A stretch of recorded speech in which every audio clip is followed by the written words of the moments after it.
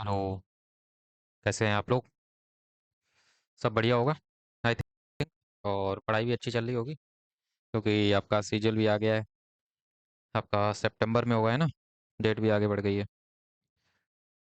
तो आज हम लोग करने जा रहे हैं, वो है हमारा Simon commission, civil disobedience movement, government of India act 1935। और भी छोटी छोटी चीज़ें हैं जैसे नेहरू रिपोर्ट हो गई, है ना? आपकी राउंड टेबल कॉन्फ्रेंस हो गई। तो ये छोटी छोटी चीज़ें जो बीच बीच में रहेंगी वो सारी हम लोग कवर करने वाले हैं। मेनली हम लोग 1928 से 1927 से 1940 तक का हम लोग कवर करेंगे आज, ठीक है? फिर 1941 से हम लोग 1947 आपका नेक्स्ट क्लास में कवर करके हिस्ट्री को रैप अप कर देंगे, ठीक है? आई होप इतना क्लियर होगा। चलें आगे। चलिए, हम लोग स्टार्ट कर रहे हैं अब हमारा साइमन कमीशन, ठीक है? साइमन कमीशन था क्या, और क्या इसके मायने हैं, क्यों आया था ये? तो हुआ क्या था, गवर्नमेंट ऑफ इंडिया एक्ट 1919 ये आया था 1919 में, ठीक है? जिसको मॉन्टेक चेम्सफोर्ड रिफॉर्म भी कहते हैं। Had a provision that a review of constitutional reforms would be held after 10 year, ठीक है? तो 1929 में ये कॉन्स्टिट्यूशनल रिफॉर्म का रिव्यू करने के लिए आने वाले थे, ठीक है? 1929 में। उससे पहले साइमन कमीशन आता है 1927 में, ताकि ये सब चेक किया जाए। 1929 में इनको रिपोर्ट सबमिट करनी थी, ठीक है? तो इसलिए यहाँ पर ये चेक रिव्यू करने के लिए आए थे। नवंबर 2027 में, नवंबर 1927 में ब्रिटिश पीएम जो कि स्टैनली वेल्डविन होते हैं उस टाइम पर, ब्रिटिश पीएम स्टैनली वेल्डविन एक अपॉइंट करते हैं एक कमीशन, जिसको चेयर कर रहे होते हैं सर जॉन साइमन, ठीक है? John Simon. इतना क्लियर होगा। अब इसमें क्या होता है, दिक्कत क्या होती है? यहाँ पर जितने भी 7 मेंबर होते हैं ये, वो सारे के सारे ब्रिटिशर्स होते हैं। इसीलिए इसको वाइट कमीशन भी कहा जाता है, ठीक है? इसीलिए इसको वाइट कमीशन कहा जाता है, क्योंकि इसमें सारे के सारे वाइट थे, ठीक है? अच्छा, कभी कभार पूछ देता है कि इनमें से कौन से साइमन कमीशन में मेंबर नहीं थे, तो आप यहाँ पर लिख सकते हैं जैसे पहले तो जॉन साइमन हो गए, ठीक है? तो उनके साथों के नाम आप एक बार देखेंगे तो सही रहेगा। क्लीमेंट एटली, क्लीमेंट एटली, ठीक है? ये बाद में जाके प्राइम मिनिस्टर भी बनते हैं क्लीमेंट एटली। Harry लेवाई Lawson, Edward Edward कैडगन। उसके बाद आ जाएंगे आपके वर्नॉन। याद भी नहीं रहेंगे, कोई दिक्कत नहीं, बस लेकिन एक बार अगर आप नज़र रहेगी ना आपकी, तो अगर ऑप्शन में आएगा तो आप कर ले जाएंगे, है ना? अ, ये आ जाएगा वर्नॉन हैरिसॉन और George Lane Fox, George Lane Fox, ठीक है? तो ये 7 मेंबर्स थे, 6 हुए हैं अभी। एक डोनाल्ड होवर्ड और थे।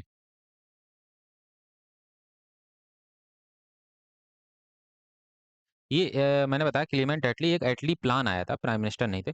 एटली प्लान आया था आपका, तो वहां पर भी ये देखेंगे, ठीक है? तो इनका नाम याद रखिएगा। अब यहाँ पर इसीलिए इसको व्हाइट कमीशन कहा गया, क्योंकि यहाँ पर कोई भी ब्रिटिशर्स, कोई भी इंडियन रिप्रेजेंटेशन नहीं था, ठीक है? इतना समझ आ गया। कमीशन आया कब? तो 3 फरवरी 1928 को कमीशन ये लैंड करता है इंडिया में। Indian political parties including Congress, Muslim League, Hindu Mahasabha, इन सब ने बाइकआउट किया, ठीक है? जितनी भी छोटी पार्टी थी, बड़ी पार्टी थी, उन सभी ने इसका बाइकआउट किया। और उन्होंने एक स्लोगन दिया, उस स्लोगन का नाम था साइमन गो बैक, ठीक है? Simon go back. इसी साइमन कमीशन ने रिकमेंडेड किया था कि फेडरल सिस्टम ऑफ गवर्नमेंट होनी चाहिए और प्रोविंशियल ऑटोनॉमी होनी चाहिए, है ना? प्रोविंशियल ऑटोनॉमी होनी चाहिए। और भी चीज़ें थी जैसे मैं अगर यहाँ पर बताऊँ आपको, जस्ट अ मिनट,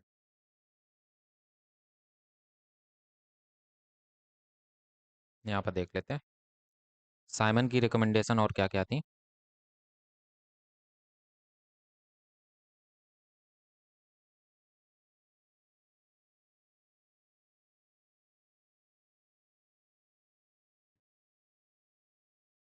तो अब इसमें at centre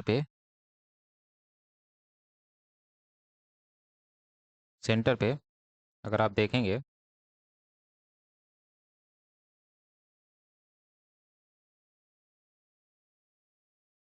power of governor general,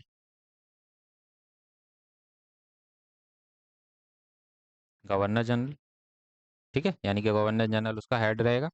parliamentary responsibility जो थी वो रिजेक्ट कर दी गई, ठीक है, यानी कि पार्लियामेंट की कोई रिस्पॉन्सिबिलिटी नहीं होगी।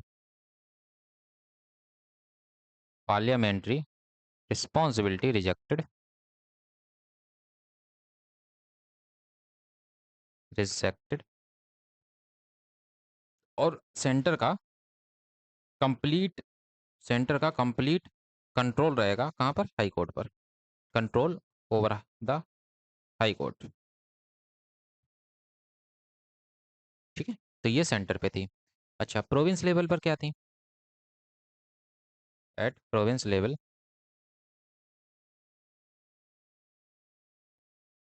तो प्रोविंस पर लिखेंगे हम लोग, प्रोविंस पर डायरची को एबलिश कर दिया गया था, ठीक है। एवोल्यूशन ऑफ डायरची आपको बताया था, ठीक है। और इसी सिलसिले में आपको पता भी है 1935 में प्रोविंस पर डायरची को एबलिश करके सेंटर पे लगा दिया गया था, ठीक है। तो इसकी रिकमेंडेशन इसको मान लिया गया था, इसको प्रोविंशियल लेजिस्लेचर में मेंबर्स को इंक्रीज कर देना, तो increase in members in provincial legislature, provincial legislature, ठीक है। और जो गवर्नर होगा उसके पास डिस्क्रिशनरी पावर होंगी, तो गवर्नर शुड हैव, ये गवर्नर है, ठीक है, शॉर्ट में लिखा है, should have discretionary, discretionary power, ठीक है। इतना क्लियर होगा। कुछ और भी प्रोविजंस थे, जैसे यहाँ पर अगर मैं लिखूँ,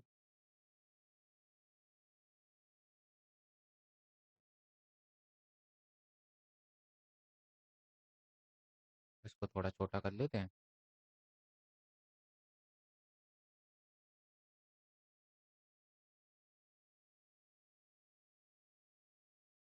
अदर प्रोविजंस पे अगर लिखेंगे,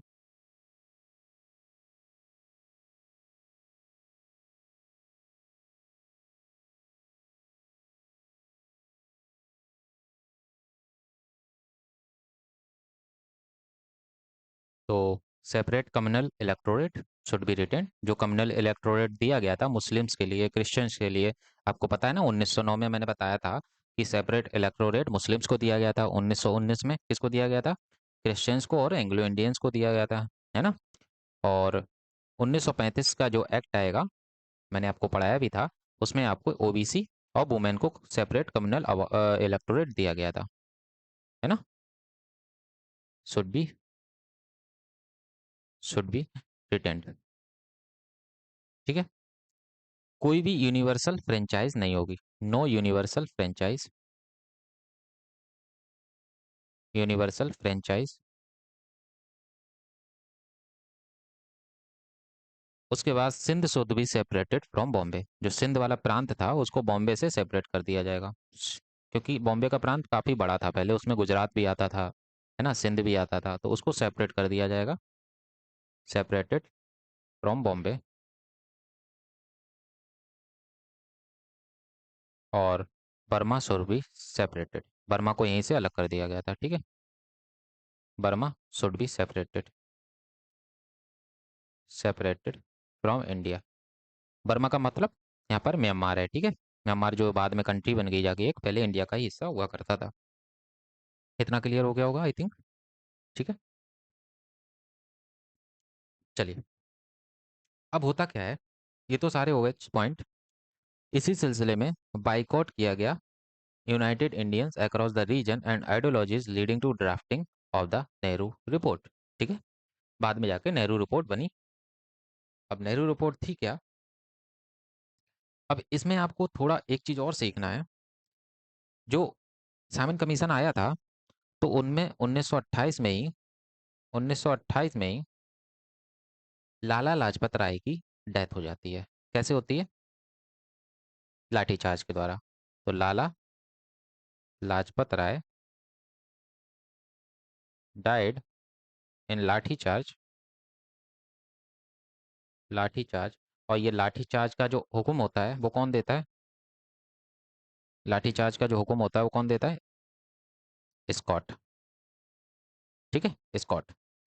और इसी को, स्कॉट को ही कौन मार देता है? स्कॉट। देखिए क्या होता है, लाला लाजपत राय को डेथ हो जाती है, तो भगत सिंह जो होते हैं वो लाला लाजपत राय को काफ़ी ज़्यादा मानते हैं, है ना।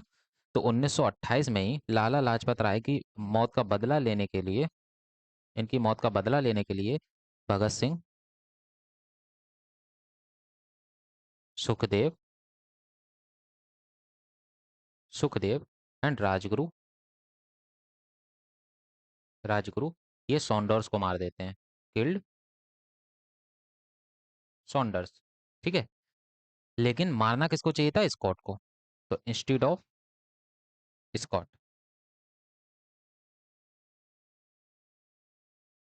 मारना स्कॉट को चाहिए था, लेकिन ये सॉन्डर्स को धोखे से मार देते हैं।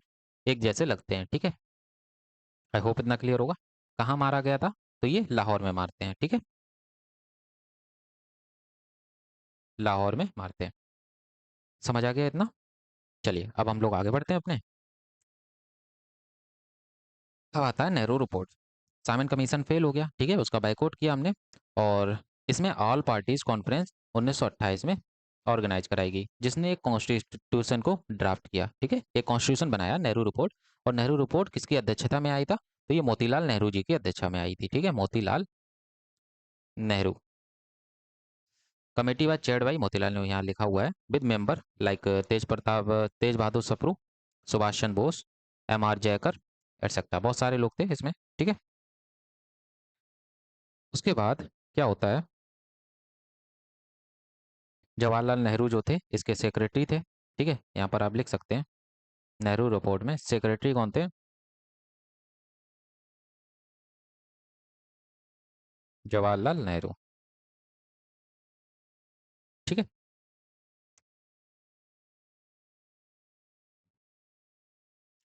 अब ये बना क्यों था? ये आपको मैंने बताया कि ड्राफ्ट कॉन्स्टिट्यूशन फॉर इंडिया, तो ये क्यों बनाया गया था? देखिए साइमन कमीशन जब फेल हो गया, जब बाइकआउट कर दिया, तो उस समय के जो सेक्रेटरी जनरल था इंडिया का, उसका नाम था लॉर्ड वर्किन हेड, ठीक है। लॉर्ड वर्किन हेड चैलेंज किया था इंडियंस को कि तुम अपना खुद का कॉन्स्टिट्यूशन बनाओ। उसको पता था कि इन लोगों में इतना ज़्यादा झगड़ा है, हिंदू मुस्लिम क्रिश्चियन ये सब लोग इतना ज़्यादा झगड़ा करते हैं कि ये अपना खुद का कॉन्स्टिट्यूशन नहीं बना सकते, ठीक है। ये आपस में ही लड़ाई कर जाएंगे, और हुआ भी वही, उसकी बात सही थी। कॉन्स्टिट्यूशन बनाया गया। और जस्ट मिनट।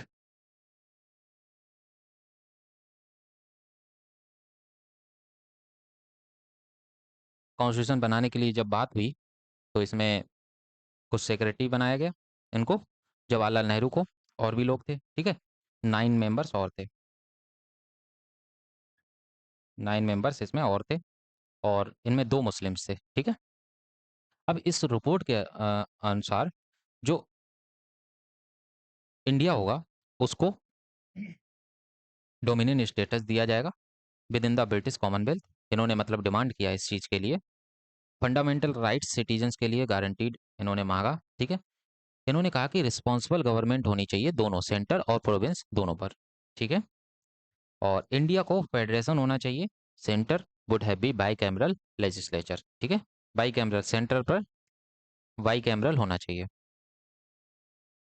और फेडरल फॉर्म ऑफ गवर्नमेंट होनी चाहिए, ठीक है। इन्होंने सेपरेट इलेक्टोरेट को, माइनॉरिटीज स्पेशली मुस्लिम्स, इनको रिजेक्ट कर दिया, ठीक है, इसको रिजेक्ट कर दिया। ये थी नेहरू रिपोर्ट। इसके बाद भी कुछ चीज़ें हैं। ये पहला मेजर कॉन्स्टिट्यूशनल फ्रेमवर्क बना जो इंडियन ने अपने लिए बनाया था, ठीक है, खुद के लिए बनाया था। अब इसके अपोजिशन में जिन्ना आ गए, पता था ना उसको, लॉर्ड बर्किन हेड को पता था कि ये लोग आपस में ही लड़ेंगे, ये लोग नहीं बना सकते, है ना। अब वो चीज़ बात सही साबित होती है ना। तो जिन्ना ने क्या किया, अपोज किया, और उसने 14 पॉइंट दिए, ठीक है, 14 पॉइंट दिए। कि इसको ऐड किए जाएं इसमें। अब आप देखिए 14 पॉइंट क्या थे, उनको देखते हैं। 14 पॉइंट, इनमें से all form of future constitution should be federal with the registry power vested in the provinces, यानी कि प्रोविंसेस में रेसिडोरी पावर होनी चाहिए। आप समझिए, अभी सही तोड़ने की बातें करने लगा। अगर सारी पावर हम प्रोविंस को दे देंगे बूढ़वक, तो फिर प्रोविंस अलग नहीं हो जाएंगे। फिर इंडिया में ये फेडरल, मतलब फेडरल क्यों बनाना था भाई? फेडरल बनाने का मतलब हो गया कि कोई भी स्टेट जो होगा वो कभी भी अलग हो सकता है ना। अगर हमने रेजिडरी पावर हमने सभी प्रोविंसेस को दे दी, तो कभी भी चाहेंगे इंडिया से टूट के अलग हो जाएंगे, अपना एक अलग कंट्री बना लेंगे, है ना। All province must be given equal autonomy, सबको ऑटोनॉमी दे देना है। All legislature in the country and other elected bodies shall be constituted on the definite principle of adequate and effective representation of minority in every provinces, यानी कि हर legislator में, country के हर legislation में जो भी इलेक्टेड बॉडीज होंगी वो constitute की जाएंगी on the definite principle of adequate and effective representation of minority, यानी कि माइनॉरिटी का एक इफेक्टिव और एडिक्वेट मात्रा में आपका रिप्रेजेंटेशन होना चाहिए, ठीक है, हर एक प्रोविंस में, without reducing the majority in any province to a minority or equal, even equality, ठीक है। इक्वलिटी के मामले में भी आप मेजॉरिटी के और माइनॉरिटी को रिड्यूस नहीं कर सकते, ठीक है। किसी भी माइनॉरिटी प्लेस पर आप मेजॉरिटी वालों को आप रिड्यूस नहीं कर सकते। बस इतना सा बात था, ठीक। In the central legislator Muslim representation shall not be less than one third. भाई कैसे हो जाएगा यार, कैसे हो जाता उस टाइम पर? उस टाइम पर इतनी पॉपुलेशन मुस्लिम्स की नहीं थी जो आप वन थर्ड मांग लोगे, है ना। और सीधी बात है, क्यों मांगना है? देश तो सबका है ना, देश आपका भी है, देश हिंदूज का भी था, देश मुस्लिम्स का भी था। उस टाइम पर यही बात हुई थी और इसीलिए जवाहरलाल नेहरू इस चीज के खिलाफ थे और सरदार पटेल भी इस चीज के खिलाफ थे, क्योंकि कम्युनल रिप्रेजेंटेशन से देश की यूनिटी पर खतरा था और यही तो ब्रिटिशर्स चाहते थे। बात समझ आया? तो इसीलिए ये सब चीज रिजेक्ट हो जाती है बाद में। Representation of communal group shall continue to be by means of the separate electorate at Bitsand. It shall be open to any community at any time to abandon its separate electorate in favor of joint electorate, ठीक है। Any territorial distribution that might at any time be necessary shall not in any way affect the Muslim majority in Punjab. यानी कि कोई भी अगर territorial distribution करना है तो जो पंजाब में मुस्लिम मेजॉरिटी है उसको अफेक्ट नहीं करना चाहिए। पंजाब में, बांग्लालैंड में, नॉर्थ वेस्टर्न फ्रंटियर प्रोविंस में, है ना, यहाँ पर मुस्लिम मेजॉरिटी की जो ज़मीन है उसको अफेक्ट नहीं करना चाहिए। अच्छा, मतलब कि और किसी का हम टेरिटरी जो है वो उसको काट के कहीं और, मतलब कि एक तरीके से कह सकते हैं ना, एक स्टेट से दूसरा स्टेट बना दिया, लेकिन जो पंजाब बांग्लादेश होगा और नॉर्थ वेस्टर्न फ्रंटियर प्रोविंस होगा उसको नहीं कर सकते। Full religious liberty shall be guaranteed to all community, ये तो चलो अच्छा पॉइंट था। No bill or resolution shall be passed in any legislature if 3/4 of the member of any community in that body oppose the bill. No bill or resolution, नहीं नहीं, ये तो गलत हो जाएगा ना। 3/4 of the member of any community, अब suppose अगर कोई बिल लेके आए, ठीक है, सपोज मुस्लिम्स लेके आए और उसमें हिंदूज ने 3/4 से ज्यादा उन्होंने अपोज कर दिया, तो वो बिल पास ही नहीं होगा। ऐसा कभी हो ही नहीं पाएगा ना, कोई बिल ही नहीं बन पाएगा, है ना। सिंध को बॉम्बे से अलग करना, ये तो आपका साइमन ने भी कहा था। Reforms should be introduced in the North western Frontier program and Baluchistan the same footings as in the other province, ठीक है। रिफॉर्म्स यहाँ पर भी होने चाहिए। Muslim should be given an adequate share in all services having due regards to requirement of efficiency, ठीक था, सबको अपना हिस्सा मिलना चाहिए। The constitution should embody adequate safeguards for the protection of Muslim culture, education, language, religion and personal laws, बिल्कुल सही बात है, कोई दिक्कत नहीं है इसमें, ठीक है। 1/3 representation shall be given to Muslims in both central and provincial cabinet, ये गलत, ठीक है, ये नहीं होना चाहिए था। और मतलब ये पॉइंट इन्होंने गलत दिया था। No change will be made in the constitution without the consent of provinces. भाई क्यों? फिर प्रोविंसेस को, भाई वही चीज बात है ना, प्रोविंसेस को ऑटोनॉमी आप दे दोगे तो प्रोविंसेस के मर्जी के बिना हम कोई काम ही नहीं कर पाएंगे। फिर सेंटर में सरकार क्या करने के लिए बैठी है, ये बताइए? सेंटर में जब आप पूरी ताकत ही नहीं देंगे तो सरकार करने के लिए क्या बैठी है? सपोज चाइना आपके ऊपर आक्रमण कर दे, अब हम लोग प्रोविंस प्रोविंस खेलते रह जाएं, तो ये गलत हो जाएगा ना। तो ये जो 14 पॉइंट थे इनको रिजेक्ट कर दिया गया और हमारा कॉन्स्टिट्यूशन नहीं बनता है, ठीक है। अब आते हैं सॉन्डर्स असैसिनेशन। भाई चीज जो अभी बता चुके हैं, लाला लाजपत राय 17 नवंबर 1928 को इनकी डेथ हो जाती है लाठीचार्ज में, ठीक है। जो स्कॉट ने जो इसको ऑर्डर दिया था, due to injury from a police lathi charge during a protest against Simon commission. The HSRA Hindustan socialist republican army decided to take revenge on the political official responsible. 17 दिसंबर, इसके एक महीने बाद 1928 को भगत सिंह, राजगुरु, सुखदेव, चंद्रशेखर आजाद मार देते हैं किसको? जेपी सॉन्डर्स को। लेकिन मारना चाहिए था जेम्स स्कॉट को, ठीक है। जेम्स स्कॉट को मारना चाहिए था, लेकिन वो जेपी सॉन्डर्स को मार देते हैं, ठीक है। ये गलती हो जाती है। This was an act of political revenge not personal enmity, ठीक है। तो पॉलिटिकल रिवेंज था, कोई उससे पर्सनल दुश्मनी नहीं थी। इतना समझ आ गया? चलिए। The event brought Bhagat Singh and his associate into the national spotlight. यहीं से भगत सिंह, राजगुरु और जो आपके वो थे ना, just a minute, Bhagat Singh, Rajguru और चंद्रशेखर आजाद, सुखदेव, ये सब स्पॉटलाइट में आ गए थे, ठीक है। It intensified revolutionary activities against British rule, ठीक है। तो ये था सॉन्डर्स का असैसिनेशन। इसके बाद क्या होता है? इसके बाद आता है पब्लिक सेफ्टी बिल, ठीक है। पब्लिक सेफ्टी बिल था एक, और एक आपका था ट्रेड डिस्प्यूट बिल। अब इन दो थे क्या, इनको पहले देखते हैं। और इसी का विरोध करने के लिए जो भगत सिंह और आपके क्या नाम, राजगुरु थे, चंद्रशेखर आजाद थे, इन लोगों ने प्लान बनाते हैं कि यहाँ पर, सॉरी, भगत सिंह और बटुकेश्वर दत्त जो है प्लान बनाते हैं कि यहाँ पर सेंट्रल लेजिस्लेटिव असेंबली में बॉम्बिंग की जाएगी, ठीक है। तो वो कैसे हुई, तो वो भी हम लोग समझेंगे अभी। देखिए, पब्लिक सेफ्टी बिल क्या था। तो प्रपोज टू डिपोर्ट और restrict entry of people considered a threat to British Raj, यानी कि किसी भी इंसान को डिपोर्ट कर सकते हैं या रिस्ट्रिक्ट कर सकते हैं अगर लगेगा कि उस इंसान से ब्रिटिश राज को खतरा है, ठीक है। ये पब्लिक सेफ्टी बिल था। Mainly targeted Indian immigrants returning from abroad with revolutionaries ideas. आपको पता है रिवोल्यूशनरीज जो ऑर्गेनाइजेशन थी वो काफ़ी ज़्यादा बन रही थी, है ना, बनी थी आउटसाइड द इंडिया। तो उन्हीं को बैन लगाने के लिए कि अगर उनसे ब्रिटिश राज को कोई खतरा होता है तो उसको तुरंत डिपोर्ट कर दिया जाएगा, ठीक है। इम्पैक्ट क्या हुआ? तो इसको रिजेक्ट किया गया लेजिस्लेटिव असेंबली में आफ्टर स्ट्रॉन्ग अपोजिशन, क्योंकि उस टाइम पे इंडियंस का भी तो रिप्रेजेंटेशन था। Further expose the repressive nature of colonial rule, ठीक है। रिप्रेसिव नेचर यानी कि इसने औपनिवेशिक शासन के दमनकारी स्वरूप को और ज्यादा उजागर किया, ठीक है, पूरी दुनिया के सामने। ये था public safety bill. Trade dispute bill क्या था? तो ये भी ब्रिटिश गवर्नमेंट ने इंट्रोड्यूस किया था टू कंट्रोल वर्कर्स, है ना। ट्रेड डिस्प्यूट बिल यानी कि वर्कर्स को कंट्रोल करने के लिए, ताकि वो स्ट्राइक्स और इंडस्ट्रियल डिस्प्यूट में हिस्सा ना ले सकें, ठीक है। It severely restricted the right to strike in public utility services. तो राइट टू स्ट्राइक ये खत्म करना था, ये भी गलत था, वर्कर्स के साथ नाइंसाफी थी।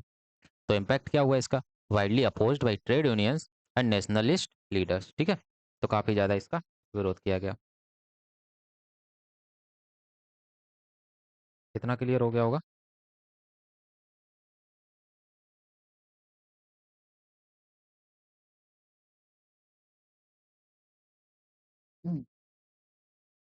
हाँ, became one of the reasons behind revolutionary protest like the assembly bombing, ठीक है। तो असेंबली बॉम्बिंग का एक ये भी रीजन था जो भगत सिंह और बटुकेश्वर दत्त ने की थी।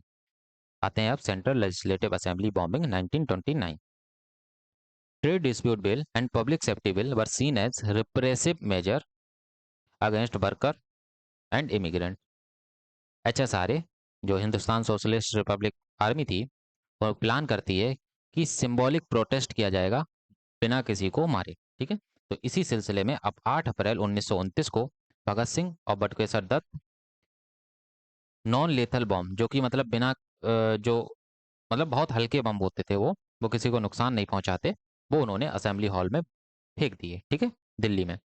दे साउटेड स्लोगन ऑफ इंकलाब जिंदाबाद, इंकलाब जिंदाबाद चिल्लाने लगे, और through leaflets to spread this their message. तो उन्होंने जो वो बनाए थे, पर्चे फेंके थे उन्होंने, मतलब अपने संदेश पर्चे में लिखे थे, उनको फेंका और पूरी दुनिया तक पहुंचाया। इनका एम सिर्फ इतना था कि अपने आइडियाज को, जो उनकी बातें हैं, वो पूरा देश तक पहुंचा सकें थ्रू, क्योंकि जो आपका असेंबली होती है वहां पर मीडिया भी होती है, तो मीडिया के सामने ये सब अपनी बातें रख सकें, ठीक है। तो बस इतना ही एम था। अच्छा, एक चीज और, एक चीज और थी, वो क्या थी? जस्ट अ मिनट, एक मिनट बता रहा हूँ।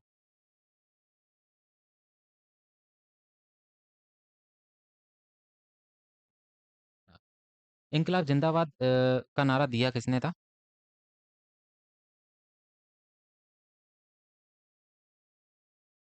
इंकलाब जिंदाबाद, ये किसने दिया था ये स्लोगन? स्लोगन भाई, ये थे मौलाना हजरत मोहन, ठीक है। मौलाना हजरत मोहन। इंपॉर्टेंट क्वेश्चन है, क्योंकि बहुत से लोग भगत सिंह को मार कर देते हैं, वो गलत हो जाएगा, ठीक है। भगत सिंह ने इसको प्रोपोगेट किया था, लेकिन दिया किसने था? मौलाना हजरत मोहन ने दिया था, ठीक है। Both surrendered willingly to spread their ideology through the trial. The trial become a platform for revolutionaries propaganda, ठीक है। ट्रायल ही एक प्लेटफॉर्म बन गया था सभी लोगों के लिए, ताकि वो अपने प्रोपेगेंडा को स्प्रेड कर सकें। Inspired youth towards the cause of independence, इसने युवाओं को स्वतंत्रता आंदोलन की ओर प्रेरित कर दिया, ठीक है। समझ आ गया होगा इतना।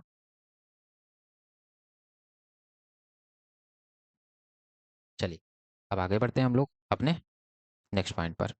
अब आता है सिविल डिसोबीडियंस मूवमेंट, ठीक है, 1930 में। जब ये सब कुछ हो गया, साइमन कमीशन आया और पब्लिक सेफ्टी बिल आया, ये सब चीज़ें जब आई और नेहरू रिपोर्ट भी आई, उसके बाद में जब सब कुछ फेल हो गया, dominate status, Nehru report reject कर देना, तो उसके बाद गांधी जी ने सिविल डिसोबीडियंस मूवमेंट की स्टार्टिंग की, ठीक है।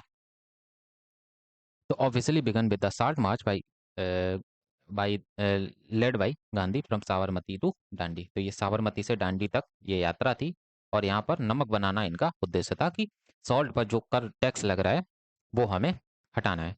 तो साबरमती से डांडी ये 12 मार्च 1930 से स्टार्ट होती है, 12 मार्च 1930 से, और 6 अप्रैल 1930 को ये डांडी पहुंच जाते हैं, ठीक है। यहाँ पर 6 मार्च 1930 को सॉल्ट को ब्रेक करते हैं, सॉल्ट लॉ को ब्रेक करते हैं, ब्रोक द सॉल्ट लॉ, ठीक है। और ये पहुंचते कहाँ हैं? तो अहमदाबाद से जो साबरमती से डांडी की जो लोकेशन है वो, मतलब अहमदाबाद से जो डांडी है वो 241 मील दूर है, ठीक है। एक डांडी एक विलेज था, वहाँ पहुंचे थे।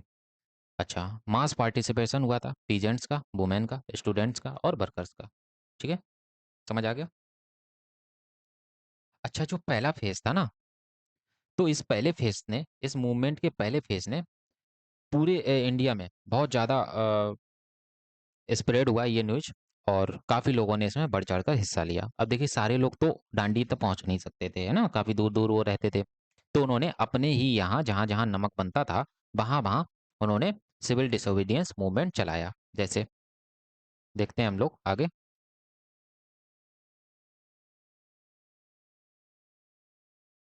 जैसे एक थे सी राजगोपालाचारी,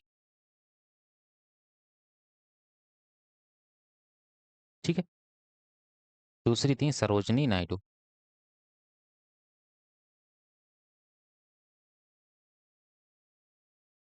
आचार्य विनोबा भावे।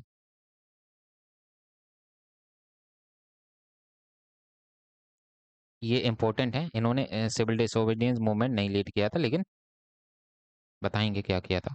ये अरेस्ट हुए थे पहली बार, ठीक है। इस मूवमेंट में पहले अरेस्ट होने वाले बंदे यही थे, आचार्य विनोबा भावे। उसके बाद खान अब्दुल गफ्फार खान, ये यहीं से सबसे ज़्यादा चर्चा में आए थे, और ये सबसे ज़्यादा क्वेश्चन पूछा जा सकता है, पूछा जा चुका है कि खुदाई खिदमतगार किसको कहा जाता है, या फिर, चलिए मैं बताता हूँ। अब्दुल गफ्फार खान, इनको फ्रंटियर गांधी भी कहा जाता है। चलिए इतना लिख लेते हैं पहले। देखिए, सी राजगोपालाचारी ने जो सिविल डिसोबीडियंस लीड किया था वो तमिलनाडु में किया था, ठीक है। और ये ब्रेक करने के लिए इन्होंने ट्रेवल किया था तिरुचिरपल्ली से वेदनारायण।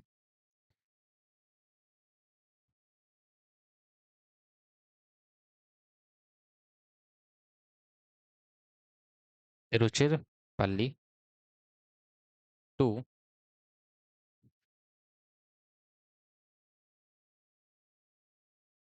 वेदरान्यम, ठीक है।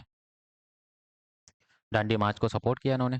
उसके बाद सरोजनी नायडू ने दरसाना से, दरसाना में इन्होंने सॉल्ट लॉ को ब्रेक किया। दरसाना कहाँ है? ये गुजरात में ही है, ठीक है। सरोजनी नायडू ने किया, इन्होंने डांडी मार्च को लीड किया। और सरोजिनी नायडू के बारे में अगर हम यहीं पर कुछ पॉइंट लिखें, जैसे इनको भारत कोकिला कहा जाता है, भारत कोकिला या फिर नाइट एंजल ऑफ इंडिया, ठीक है। तो ये काफ़ी बार क्वेश्चन पूछे जा चुके हैं, मुझे याद आया तो मैंने बता दिया।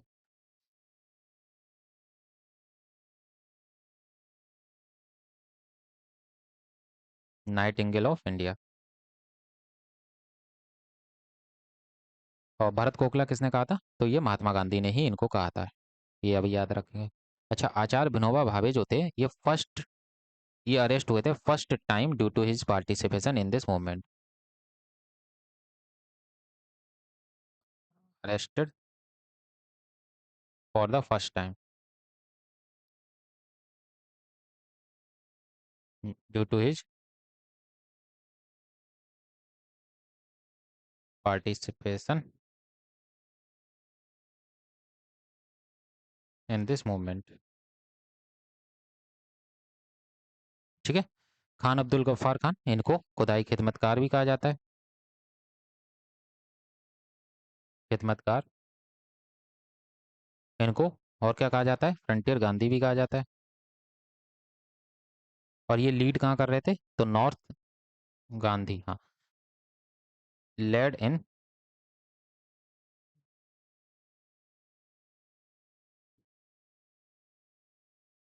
Lead the civil disobedience movement in North western frontier province, ठीक है, NWFP। समझ आ गया? ये खुदाई खिदमतकार के फाउंडर थे, ठीक है। इन्होंने ही उसको ऑर्गेनाइज इसी ऑर्गेनाइजेशन को इन्होंने बनाया था, ठीक है। अच्छा, ये आ गया। इम्पैक्ट क्या हुए? तो नेशन वाइड ये स्प्रेड हुआ movement, mass defence against unjust law, force to the British to initiate talks leading the Gandhi Irwin pact. बाद में गांधी इरविन पैक्ट पे जाके बात समाप्त होती है। गांधी इरविन पैक्ट होता है। इरविन उस टाइम पर वायसराय हुआ करते थे इंडिया के। तो गांधी इरविन पैक्ट 1931 में होता है। ये गांधी और वायसराय लॉर्ड इरविन के बीच में नेगोशिएशंस था, तो ताकि वो सिविल डिसोबीडियंस मूवमेंट को बंद कर दें। तो इसमें क्या हुआ? अब आपको जवाब मिलेगा कि गांधी जी भगत सिंह की फांसी क्यों नहीं रुकवा पाए, ठीक है। यहाँ पर आपको जवाब मिल जाएगा। शायद अभी तक आपने, अगर आपको नहीं पता हो तो शायद भार्सव यूनिवर्सिटी से आप पढ़े होंगे, है ना। वहाँ पर तो सारी फेक न्यूज़ फैलाई जाती हैं। चलिए, तो इसमें ये था पैक्ट में कि पॉलिटिकल प्रिजनर जो भी होंगे, जो भी पॉलिटिकल प्रिजनर्स होंगे नॉन वायलेंट तरीके से उनको रिलीज कर दिया जाएगा, ठीक है। Right to make salt law for personal use in coastal villages, यानी कि सॉल्ट को बनाने का राइट मिल जाएगा कोस्टल विलेज में। Congress to attend the second round table conference. Impact, पहली राउंड टेबल कॉन्फ्रेंस जो थी वो हो चुकी थी, है ना। उसके बाद में पहली 1930 में हो चुकी थी, उसमें कांग्रेस ने पार्टिसिपेट नहीं किया था। अब कांग्रेस का पार्टिसिपेशन के बिना राउंड टेबल कॉन्फ्रेंस का कोई मतलब ही नहीं बनता है, क्योंकि सबसे बड़ी पार्टी तो कांग्रेस ही थी, है ना। तो इसलिए गांधी इरविन पैक्ट के बाद में सेकेंड राउंड कॉन्फ्रेंस को लीड करने के लिए गांधी जी इंग्लैंड जाते हैं, ठीक है। इम्पैक्ट क्या हुआ? तो mark the temporary truce between Congress and the British. अब देखिए, जो पॉलिटिकल प्रिजनर्स थे ना, गांधी जी को नहीं इतना शायद पता रहा कि भगत सिंह को जो इन्होंने अरेस्ट किया है वो पॉलिटिकल प्रिजनर में किया है या फिर क्रिमिनल प्रिजनर में किया है, ठीक है। यहाँ पर इरविन दिमाग लगा गए। उन्होंने कहा कि पॉलिटिकल प्रिजनर्स को हम रिलीज कर देंगे। गांधी जी को नहीं पता था कि ये भगत सिंह को नहीं रिलीज करेंगे, है ना। यही डिमांड थी उनकी सबसे पहले कि जो भी प्रिजनर्स हैं उनको आप रिलीज करिए। लेकिन उन्होंने भगत सिंह और राजगुरु और सुखदेव को पॉलिटिकल प्रिजनर रखा ही नहीं था। उन्होंने उनकी जो कैटेगरी थी उसको चेंज कर दिया था क्रिमिनल प्रिजनर में। पता कहाँ? जो आपका उसको मारा था ना, सॉन्डर्स को, सॉन्डर को असैसिनेशन, उन्होंने उसके सिलसिले में पॉलिटिकल प्रिजनर कौन होते? अगर उसने असेंबली में बॉम्बिंग की थी, वो पॉलिटिकल प्रिजनर आ जाता, है ना। क्योंकि वो क्राइम तो था नहीं, उसने पॉलिटिक्स में जाके अंदर असेंबली हॉल में जाके ध्यान आकर्षित करने के लिए बॉम्बिंग की थी। वो भी लो क्वालिटी के बॉम्ब थे ना, उससे किसी जान तो गई नहीं थी। तो वो क्राइम तो था नहीं। अब क्राइम क्या था? ओरिजिनल क्राइम था, वो था आपका सॉन्डर्स का असैसिनेशन, उसमें उसको अरेस्ट किया था। उन्होंने उसकी कैटेगरी ही चेंज कर दी, इसलिए भगत सिंह की फांसी नहीं रुकवा पाए, ठीक है ना। उनको फांसी दे दी गई। समझ आया? गांधी जी का इसमें कोई रोल था ही नहीं, कह सकते हैं था भी, लेकिन वो इरविन पैक्ट ही हो चुका था, तो इसलिए ज़्यादा कुछ कर नहीं सके वो, ऐसे कह सकते हैं, ठीक है। अब कराची सेशन होता है 1931 में, held shortly after the execution of Bhagat Singh, Rajguru and Sukhdev. Congress adopted resolution on, अच्छा इनको कब एग्जीक्यूट किया गया था, तो ये 23 मार्च 1931 को एग्जीक्यूट किया गया था। उसके थोड़े दिन बाद ही इस कराची सेशन को ऑर्गेनाइज किया गया। इन्होंने रेजोल्यूशन लिया कि फंडामेंटल राइट्स और नेशनल इकोनॉमिक पॉलिसी को अडॉप्ट किया जाएगा। ठीक है, इन्होंने गारंटी किया कि सिविल लिबर्टीज होगी, इक्वलिटी और स्टेट कंट्रोल ओवर की इंडस्ट्रीज। ठीक है, स्टेट का कंट्रोल होगा जो हमारी मेन इंडस्ट्रीज हैं। इम्पैक्ट क्या हुआ, तो इसने स्ट्रेंथन किया social economic vision of freedom movement. ठीक है, अब आगे चलें।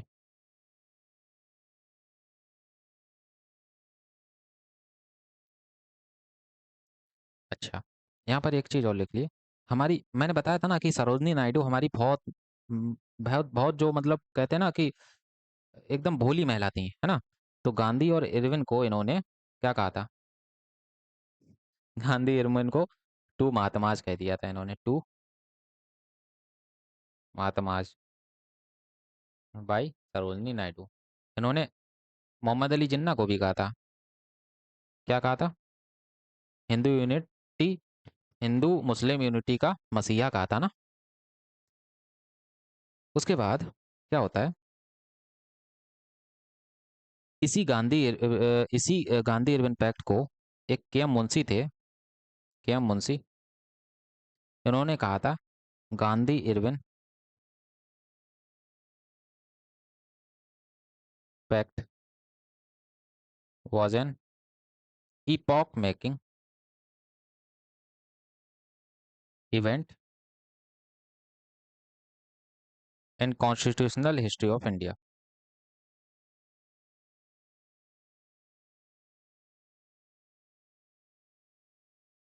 ठीक है, तो ये के एम मुंशी ने सेंटेंस बोला था, इसको भी याद रखिए।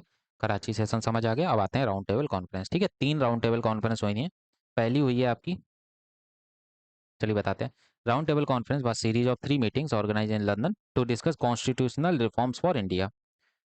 दे were a result of Simon commission report and failure to reach against agreement with in India. क्योंकि जो साइमन कमीशन पहुंचा था उसके साथ में एग्रीमेंट नहीं हो पाया था, क्योंकि उस रिपोर्ट को इंडियंस ने रिजेक्ट कर दिया था। ठीक है, तो उस टाइम पर ब्रिटिश के प्राइम मिनिस्टर थे राम से मैकडोनाल्ड। उन्होंने कन्वीन किया कि 1930 से 1932 के बीच में 3 मीटिंग हुई है, 1930, 1931, 1932। ठीक है, तो पहली राउंड टेबल कॉन्फ्रेंस चलती है आपकी 12 नवंबर 1930 से 12 नवंबर 1930 से 19 जनवरी 1931 तक। ठीक है, ये चीज़ याद रखेंगे। टोटल डेलीगेट्स कितने थे, तो 89 लोग शामिल होते हैं। ठीक है, 89 लोग, जिसमें ब्रिटिश इंडिया और प्रिंसली स्टेट को रिप्रेजेंट कर रहे होते हैं। इंडियन नेशनल कांग्रेस ने इसको बाइकआउट किया था। पहली जो राउंड टेबल कॉन्फ्रेंस थी, सिविल डिसोबीडियंस मूवमेंट चल रहा था, तो इसी वजह से इंडियन नेशनल कांग्रेस ने इसको बाइकआउट कर दिया था। इसमें जो पार्टिसिपेट किया था वो थे आपके बी आर अम्बेडकर, तेज बहादुर सप्रू, मोहम्मद अली जिन्ना और कुछ प्रिंसली स्टेट के रूलर। ठीक है, इन लोगों ने इसमें पार्टिसिपेट किया, लेकिन बिना कांग्रेस के कुछ निकला ही नहीं, कोई भी फाइनल एग्रीमेंट नहीं हुआ, क्योंकि कांग्रेस की अब्सेंस थी उसमें। Discussion on federal government structure for India, agreement that India should have a federation including British province and princely state. कोई भी फाइनल एग्रीमेंट नहीं होता है। आती है दूसरी राउंड टेबल कॉन्फ्रेंस, ये 7 सितंबर 1931 से 7 सितंबर 1931 से 1 दिसंबर 1931 तक चलती है। ठीक है, और इसमें गांधी जी अटेंड करते हैं, sole representative of Congress after the Gandhi Irwin pact, क्योंकि गांधी इरविन पैक्ट हो चुका है। और अदर पार्टिसिपेंट अंबेडकर थे, जिन्ना थे, तेज बहादुर सप्रू थे, प्रिंसली रूलर्स थे, माइनॉरिटी रिप्रेजेंटेटिव थे। ठीक है, minority representation and communal electorate become the central issue, यानी कि माइनॉरिटी का रिप्रेजेंटेशन और कम्युनल इलेक्टोरेट। कम्युनल इलेक्टोरेट कौन मांग रहा था, ये मांग रहे थे अंबेडकर जी। माइनॉरिटी रिप्रेजेंटेशन जिन्ना मांग रहे थे। ठीक है, Gandhi oppose separate electorate for Dalit while Ambedkar supported it. क्यों दलित के लिए नहीं मान रहे थे, वो इसलिए नहीं मान रहे थे कि ये चाल एक और थी ब्रिटिशर्स की, कि हिंदूज से दलित को बिल्कुल की बिल्कुल अलग कर देना। क्योंकि दलित जो थे वो हिंदूज का एक अभिन्न अंग है ना, वो कम्युनल नहीं है, कोई भी कोई एक कम्युनिटी नहीं है, वो एक हिंदूज का ही पार्ट थे ना, हिंदू में ही आते हैं, है ना। तो गांधी नहीं चाहते थे कि दलित एक अलग से कम्युनिटी बने कोई, इसलिए उन्होंने अपोज किया था। No concession on communal representation, कोई भी सहमति नहीं बनी कम्युनल रिप्रेजेंटेशन में, और इसी वजह से this deadlock led to the communal award 1932, ठीक है। तो कम्युनल अवार्ड होता है 1932 का। समझते हैं इसको क्या था अभी बाद में। पहले थर्ड राउंड टेबल कॉन्फ्रेंस देख लेते हैं। ये 17 नवंबर 1932 से आपकी 24 दिसंबर 1932 तक चलती है। Congress again boycotted the conference. Congress ने फिर से बाइकआउट कर दिया, यानी कांग्रेस ने सिर्फ सेकंड राउंड टेबल कॉन्फ्रेंस में हिस्सा लिया था। अच्छा, यहाँ पर सेकंड राउंड टेबल कॉन्फ्रेंस में हम्म जस्ट मिनट।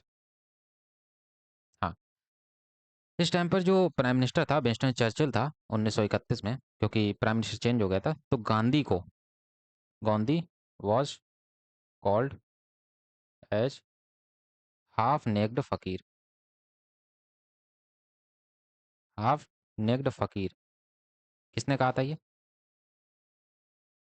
ये कहा था आपके विंस्टन चर्चिल ने, ठीक है। और ये काफ़ी ज़्यादा अपमान था, तो गांधी जी चले आए थे वहाँ से, ठीक है। अच्छा, गांधी जी जो ब्रिटेन गए थे तो वो कौन सा शिप था? तो उस शिप का नाम था राजपुताना, ठीक है। इंग्लैंड गए थे ना इसमें शामिल होने के लिए, तो वो राजपुताना शिप था। इसको भी याद रखेंगे, ठीक है। और जो अंबेडकर जी थे उन्होंने तीनों राउंड टेबल कॉन्फ्रेंस में हिस्सा लिया था, ठीक है। इसमें केवल 46 डेलीगेट ही अटेंड किया था तीसरी राउंड टेबल कॉन्फ्रेंस में। मोस्टली लॉयलिस्ट थे और प्रिंसेस थे। Focus on finalising the constitutional framework. Discussions were based on recommendation from earlier conference and Simon Commission led to the drafting of the Government of India act 1935। इसके बाद government of India act 1935 आया। तीनों round table conference में जो भी बातें निकली, overall significance क्या था? तो though they fail to achieve complete agreement, the RTCs led the ground work for the Government of India act 1935, highlighted deep divisions among Indian leaders on communal representation, ठीक है। चलिए, अब आते हैं कांग्रेस सोशलिस्ट पार्टी। इसको फॉर्म किसने किया था? तो इसको फॉर्म किया था जयप्रकाश नारायण, जिनको हम लोग प्यार से जेपी नारायण भी बोलते हैं, और इनको प्यार से लोक नायक भी बोलते हैं, है ना। आचार्य नरेंद्र देव। Just minute.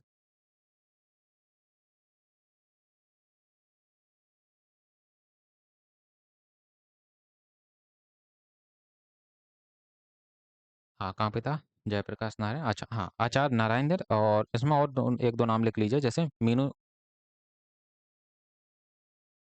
मीनू मौसानी, अशोक मेहता, अशोक मेहता। तो ये लोग इसमें थे, ठीक है। हम लोग जेपी नारायण को लोक नायक भी कहते हैं, लोक नायक, ठीक है। इन्होंने एक और ऑर्गेनाइजेशन को फॉर्म किया था। उस ऑर्गेनाइजेशन का नाम था द बिहार सोशलिस्ट पार्टी, ठीक है। आप लिख सकते हैं फाउंडेड, ये था। और बस इतना ही था। इनका ऑब्जेक्टिव क्या था? ताकि सोशलिस्ट जो आइडियोलॉजी है कांग्रेस में रहकर इसको फैलाया जा सके, ठीक है। सोशलिस्ट प्रिंसिपल जो है नेशनल मूवमेंट में वो फैलाए जा सकें, एडवोकेट किए जा सकें, ठीक है, समर्थन करेंगे। चलिए, अब आते हैं गवर्नमेंट ऑफ इंडिया एक्ट 1935, जो हमारा मेन है।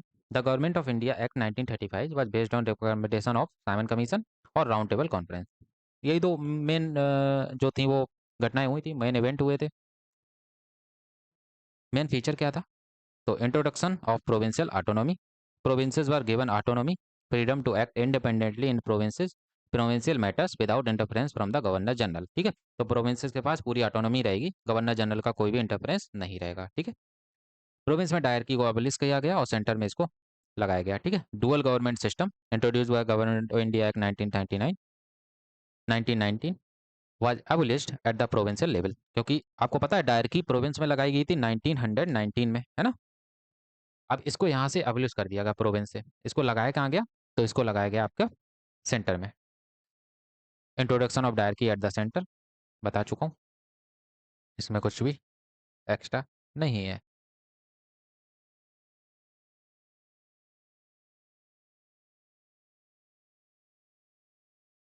यार मुझे ऐसा लग रहा है कुछ चीज़ें छूट गई हैं। बिल्कुल छूट गई हैं।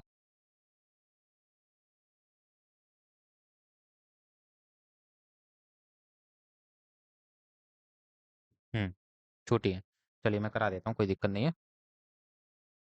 फिर उसके बाद हम लोग उस पे आ जाएंगे, ठीक है, क्योंकि वो इम्पोर्टेंट है। जैसे कम्युनल अवार्ड छूट गया हमारा। छूट ने कुछ नहीं देना है बिल्कुल भी। ठीक है, पहले डाल लेते हैं कम्युनल अवार्ड। कम्युनल अवार्ड, तो ये 16 अगस्त 1932 को आया था। 16 अगस्त 1932। ठीक है, था क्या?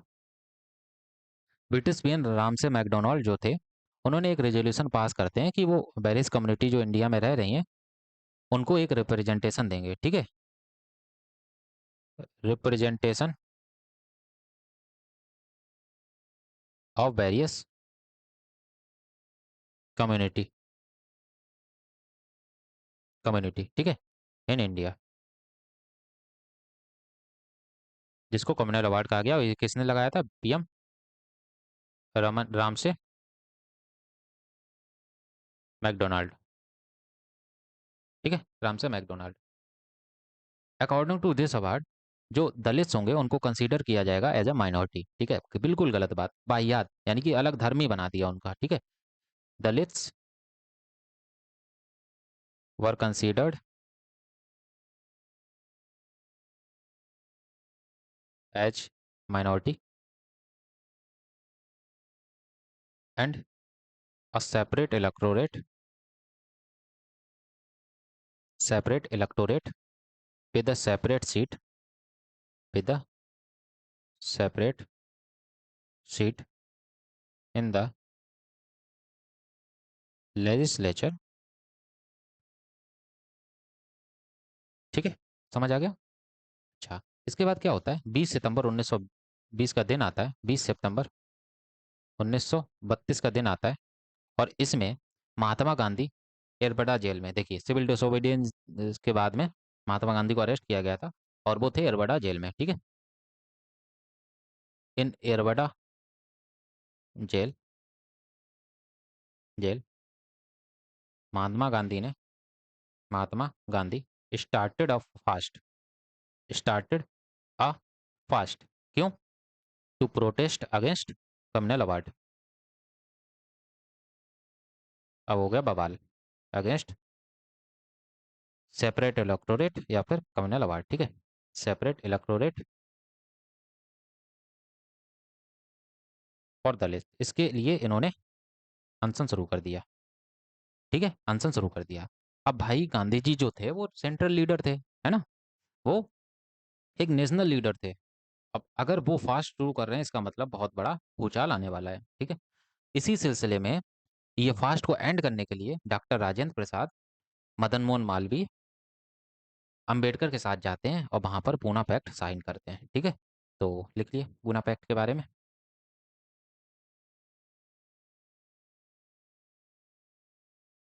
पूना में ही ये जेल होती है, एरबडा जेल। ठीक है, इसलिए पूना पैक्ट साइन किया गया। ये सितंबर 1932 की बात है।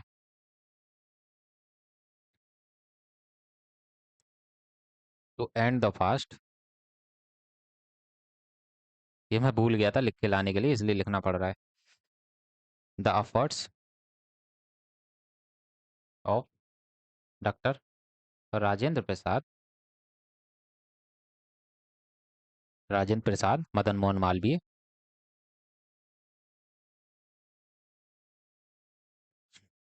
अच्छा, मदन मोहन मालवीय को और किस लिए जाना जाता है, आप लोग बताइए?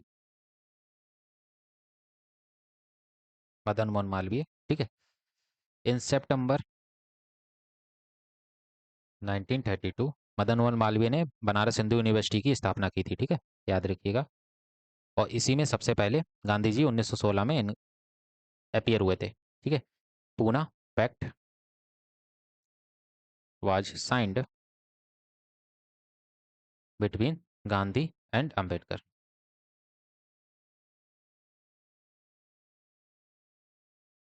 अंबेडकर और गांधी के बीच में पूना पैक्ट साइन होता है। ठीक है, इतना क्लियर हो गया? अब यहां पर क्या हुआ? जो सेपरेट इलेक्टोरेट था, सेपरेट इलेक्टोरेट फॉर दलित, इस डिमांड को ड्रॉप कर दिया गया। ठीक है, डिमांड ड्रॉप कर दी गई। बस यहाँ पर जो सीट होंगी ना, डिमांड ड्रॉप कर दी, but seats for Dalit were reserved, यानी कि इनके लिए रिजर्वेशन दे दिया गया कि रिजर्व रहेंगी इन प्रोविंशियल लेजिस्लेचर, प्रोविंशियल लेजिस्लेचर। ठीक है,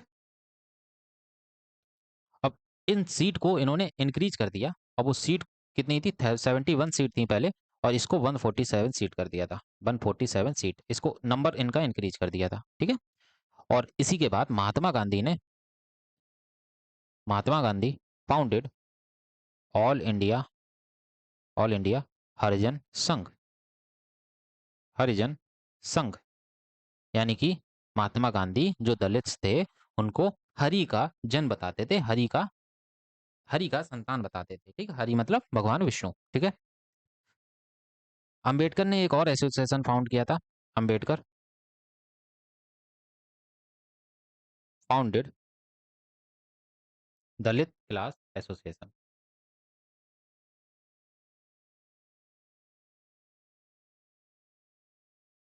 दलित क्लास एसोसिएशन। ठीक है, और महात्मा गांधी ने उन सितंबर 1932 में ही All India Anti Untouchability League को स्टार्ट किया, और इन्होंने इसलिए स्टार्ट किया था ताकि हरिजन्स की अपलिफ्टमेंट हो सके, और उन्होंने एक वीकली पेपर भी इसको इसके लिए निकाला था, उसका नाम दिया था हरिजन। ठीक है, तो weekly paper bye Mahatma Gandhi, इसको कहा गया हरिजन। ठीक है, चलिए, ये होता है आपका फिनिश। अब आ जाते हैं हम लोग आगे अपने गवर्नमेंट ऑफ इंडिया एक्ट पे। ठीक है, अब थोड़ा जल्दी जल्दी कर लेते हैं ताकि लेक्चर लंबा ना हो। डायरकी को इंट्रोड्यूस किया गया सेंटर पे, सब्जेक्ट डिवाइड किए गए रिजर्व लिस्ट और ट्रांसफर लिस्ट। ठीक है, रिजर्व लिस्ट क्या थी, जो कि गवर्नर जनरल हैंडल करेंगे। ट्रांसफर लिस्ट जो कि इंडियन मिनिस्टर हैंडल करेंगे। ठीक है, एस्टेब्लिशमेंट ऑफ फेडरल स्ट्रक्चर, यानी कि ऑल इंडिया फेडरेशन प्रपोज किया गया ताकि ब्रिटिश इंडिया प्रोविंस और प्रिंसली स्टेट उसमें शामिल होंगे। ठीक है, through never fully implemented but princely state did not join. ठीक है, इन्होंने ज्वाइन नहीं किया, ये कभी भी इम्प्लीमेंट ही नहीं हुआ फेडरल स्ट्रक्चर से। ठीक है, नॉट इम्प्लीमेंटेड या नेवर इम्प्लीमेंटेड लिख लीजिए, नेवर इम्प्लीमेंटेड।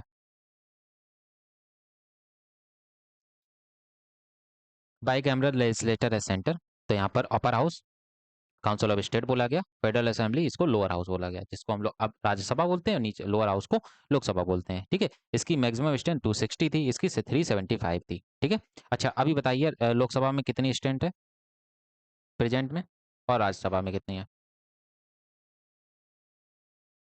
इसको आप कमेंट करिए। ठीक है, चलिए आप खुद ही बताइए, मैं तो बता ही दूंगा, 550, 250। ठीक है, वो सब आप बताना है। About 10% of the population got the right to vote, यानी कि जो 10% पॉपुलेशन होगा उनको राइट टू वोट का अधिकार मिलेगा। Franchise expanded from 1919 act. Division of power, तो फेडरल लिस्ट होगी, प्रोविंशियल लिस्ट होगी और कॉन्करेंट लिस्ट होगी। ठीक है, और हम लोगों ने जो ली है 7th शेड्यूल में हमारे लिस्ट है, 7th शेड्यूल में division of power 7th schedule में दिया हुआ है, वो हमने यहीं से लिया हुआ है। ठीक है, 1935 के गवर्नमेंट ऑफ इंडिया एक्ट से लिया गया है। फेडरल कोर्ट, तो एक फेडरल कोर्ट यानी कि एक सेंटर पे कोर्ट स्टेब्लिश किया जाएगा 1937 में, जो कि सेंटर और प्रोविंस के स्टेट डिस्प्यूट को सुलझाएगा। ठीक है, सुप्रीम कोर्ट की स्थापना उसी से होती है। Governor general power, governor general retained extensive power including veto power, control over defence, external affairs, constitutional matters. जाहिर सी बात है, ये जो होते हैं ये अहम मुद्दे होते हैं, क्योंकि डिफेंस हो गया, एक्सटर्नल अफेयर्स हो गया, कॉन्स्टिट्यूशनल मैटर हो गया, ये अहम पावर्स हैं जो गवर्नर जनरल के पास ही रहनी चाहिए। सही था ये। कम्युनल रिप्रेजेंटेशन, सेपरेट इलेक्टोरेट्स पर extended to 6 Indian Christian, Anglo Indians, Europeans and Muslims. ठीक है, ये मैंने आपको बताया था कि किनको किनको कम्युनल रिप्रेजेंटेशन यानी कि सेपरेट इलेक्टोरेट दिया गया। तो सिख हो गए, इंडियन क्रिश्चियन हो गए, एंग्लो इंडियन हो गए, यूरोपियन हो गए, मुस्लिम। मुस्लिम तो पहले ही दिया जा चुका था, है ना। It was the longest act passed by the British parliament for India. 321 sections थे इसमें और 10 शेड्यूल थे।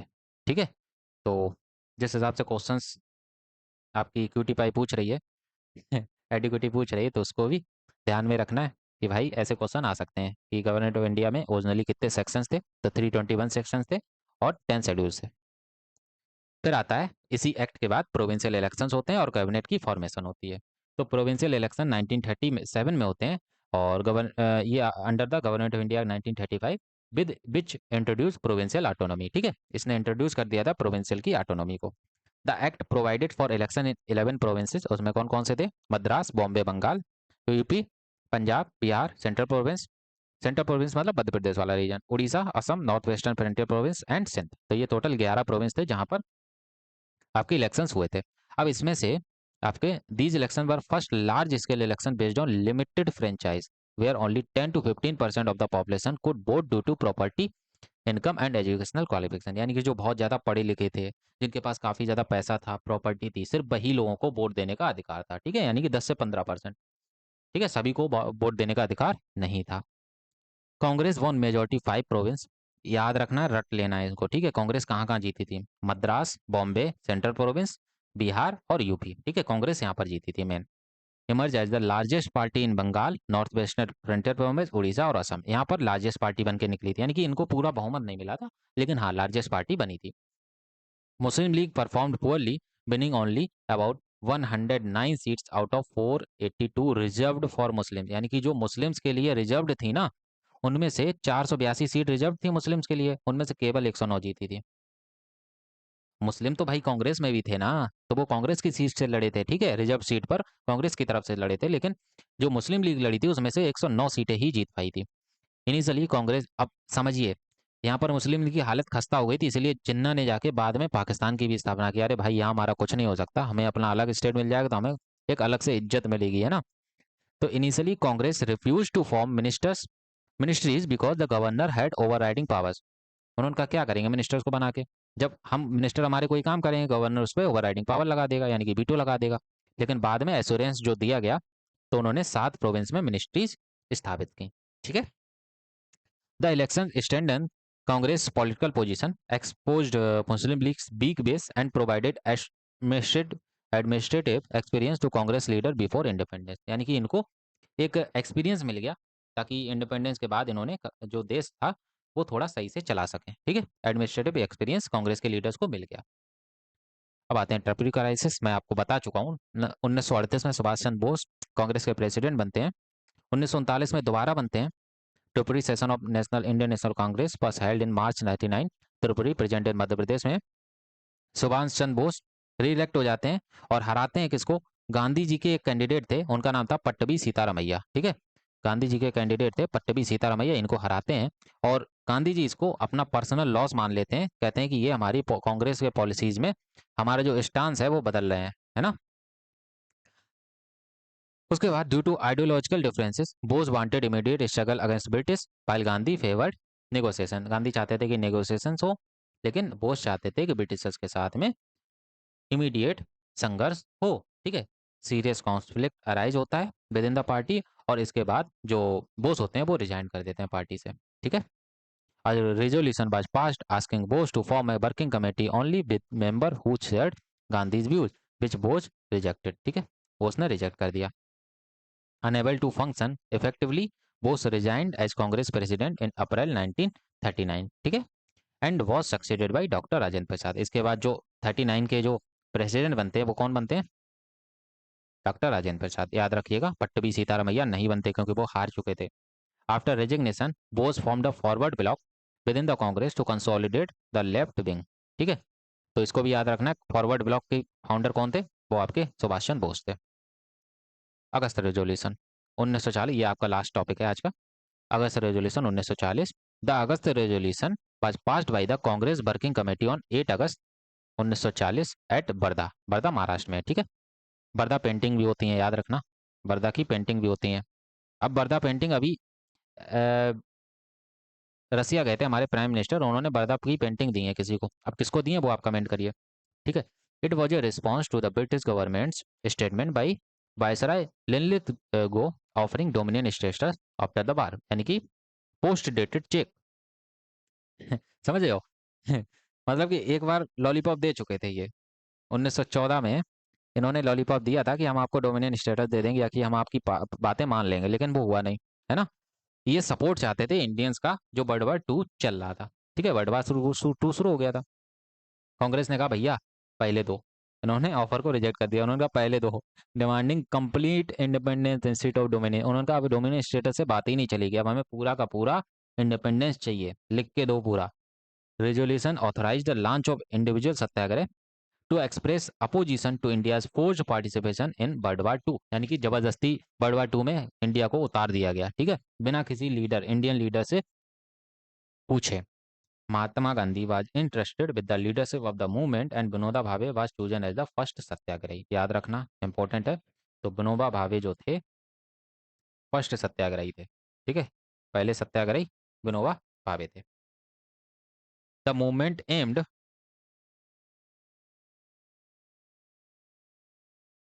एक मिनट,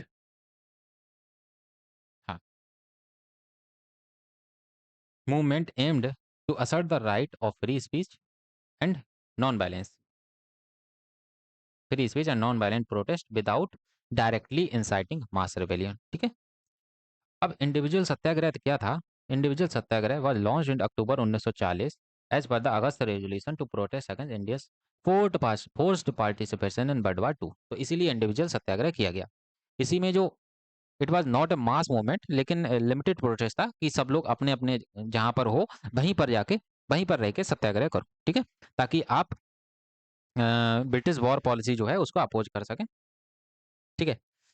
महात्मा गांधी सेलेक्ट किया विनोबा भावे को एज अ पहला satyagrahi who delivered an anti war speech at Paunar Maharashtra में।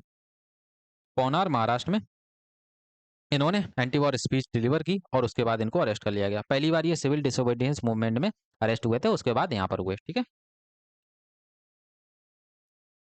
पवनार आश्रम, ये पौनार महाराष्ट्र में, पौनार इसको हम लोग बोलते हैं पवनार आश्रम भी बोला जाता है, ठीक है, याद रखिएगा ये महाराष्ट्र में ही है। अब आचार्य विनोबा भावे पहले सत्याग्रही थे और जवाहरलाल नेहरू दूसरे सत्याग्रही थे। जवाहरलाल नेहरू सेकंड सत्याग्रही, ठीक है, ये याद रखिएगा। और इस सत्याग्रह को, इंडिविजुअल सत्याग्रह को कहा गया दहली चलो आंदोलन। दहली चलो आंदोलन, इसको ये भी कहा गया, ठीक है। जवाहरलाल नेहरू व चूजन है सेकंड सत्याग्रही, बता चुका हूँ। He too was arrested for delivering an anti-war speech. ठीक है, eventually 25,000 plus satyagrahis were arrested during the movement. The movement gradually lost momentum by December 1941, especially after the British involved India in war against Japan without consultation. ठीक है, तो यहाँ से जो इसका movement था, मूवमेंट का जो मोमेंटम था वो घटता चला जाता है, ठीक है, खत्म हो जाता है। तो ये होता है इंडिविजुअल सत्याग्रह, यानी कि 1940 तक हम लोगों ने मोटा मोटा पढ़ लिया, 1941 तक। अब हम लोग अपना क्रिस्प मिशन, फिर क्विट इंडिया मूवमेंट, ये सब अब लोग अगले क्लास में करेंगे। क्विट इंडिया मूवमेंट के बाद जो आज़ाद हिंद फौज बनाई थी सुभाष चंद्र बोस में, फिर CR फार्मूला दिया आपके सी राजगोपालाचारी ने, है ना। फिर देसाई लियाकत प्रपोजल हुआ, और उसके बाद बेबल प्लान, शिमला कॉन्फ्रेंस, और INA का ट्रायल हुआ। फिर हम लोग cabinet mission plan, interim government, direct action day, और एटली का अनाउंसमेंट, और फिर बाद में हमारा इंडिया इंडिपेंडेंस एक्ट 1947। इसको कल निपटा रहे होंगे, और कल 15 अगस्त है और कल ही हम लोग इंडिया को आज़ाद कराएंगे, ठीक है। तो कल हमारी हिस्ट्री रैप अप हो जाएगी, खत्म हो जाएगी, और फिर हम लोग हो सकता है 16 से ही हम लोग पॉलिटी स्टार्ट कर दें, ठीक है। तो चलिए एंड करते हैं फिर लेक्चर को, ज़्यादा लंबा नहीं खींचते। Thank you.